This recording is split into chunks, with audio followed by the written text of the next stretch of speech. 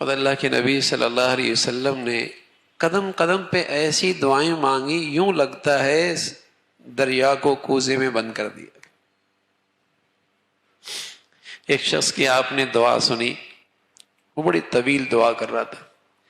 آپ علیہ الصلوۃ والسلام نے فرمایا بھائی یوں دعا کرو، اس میں سبھی کچھ آ جائے گا۔ اللہم انی اسألک من الخیر کلہ ما علمت منہ وما لم اعلم، اے اللہ ہر قسم کی خیر عطا فرما، جسے میں جانتا ہوں یا جسے میں نہیں جانتا۔ اللہم انی اسألک من الخیر کلہ ما علمت منہ وما لم اعلم، اللہم انی اعوذ بک من الشر ما علمت منہ وما لم اعلم، اے اللہ ہر قسم کے شر سے محفوظ فرما، جسے میں جانتا ہوں یا جسے میں نہیں جانتا۔ کیسی دعائیں؟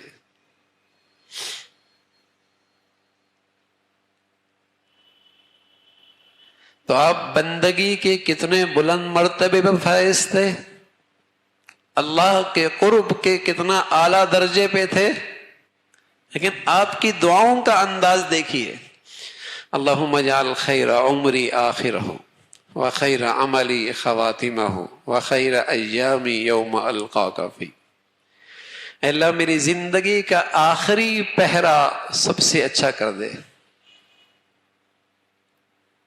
خیر عمری آخرہ وخیر عملی خواتمہ، اے اللہ میری زندگی کا آخری عمل سب سے اچھا کر دے، وخیر ایام یوم القاک فیک، اللہ جس دن میں آپ سے ملاقات کروں میری زندگی کا وہ دن سب سے اچھا کر دے۔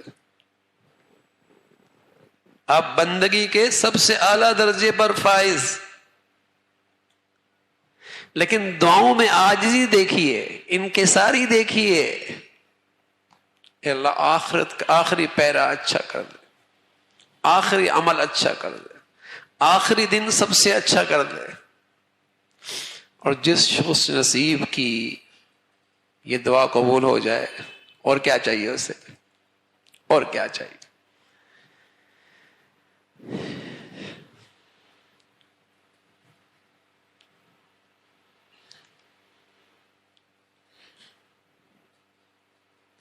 اللہم بارک لنا فی الموت وفیما بعد الموت، اللہ میری موت میں برکت دے دے اور میری موت کے بعد کی زندگی میں برکت دے دے۔ سب سے بڑھیا دعائیں، سب سے بڑھیا دعائیں جو قرآن میں موجود ہیں، وہ سب اللہ کے پیاروں کی مانگی ہوئی دعائیں ہیں۔ اس کے بعد اللہ کے نبی صلی اللہ علیہ وسلم کی احادیث میں جو دعائیں ہیں، مسنون دعائیں، سب سے زیادہ تاثیر ان دعاؤں کے اندر۔ کسی وظیفے میں وہ اثر نہیں ہے جو اثر نبی کی مسنون دعاؤں کے اندر ہے۔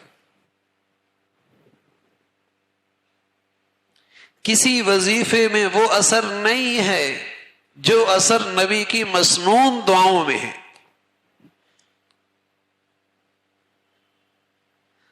شیخ الاسلام صاحب مفتقی صاحب دامت برکاتہم کی چھوٹی سی کتاب ہے مسنون دعاؤں کی، ہونا یہ چاہیے کہ وہ آدمی اپنے سرانے کے پاس رکھ لے۔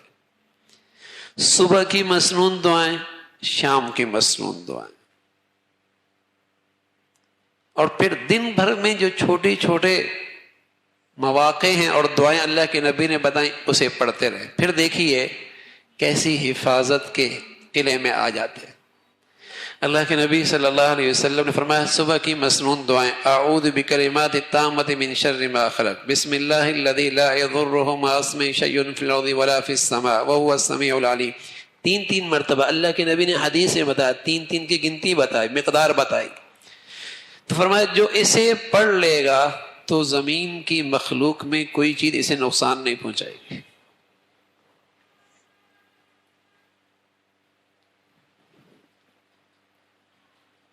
ان دعاؤں کا ثمرات اور ان دعاؤں کی برکات بھی اسی نصیب ہوں گی جو یہ مسلسل کرتا رہے گا۔ آج ہمارا یقین نہیں رہا کہ ان دعاؤں سے بھی کچھ حفاظت ہوتی ہے،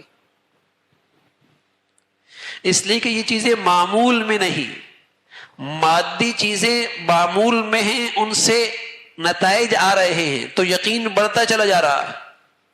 مسنون اعمال، مسنون دعائیں معمول میں نہیں، ان کی برکات نظروں میں نہیں، ان کے ثمرات دیکھے کوئی نہیں، اس لیے یقین بھی کوئی نہیں رہا کہ اس سے بھی کچھ ہوتا ہے. اور جتنی بے یقینی کی کیفیت میں یہ سلسلہ ہے، ثمرات سے بھی محروم ہے. اور جو جو پڑھتے چلے جائیں گے یقین بڑھتا چلا جائے گا، اس کے ثمرات آتے چلے جائیں گے، یقین بڑھتا چلا جائے گا.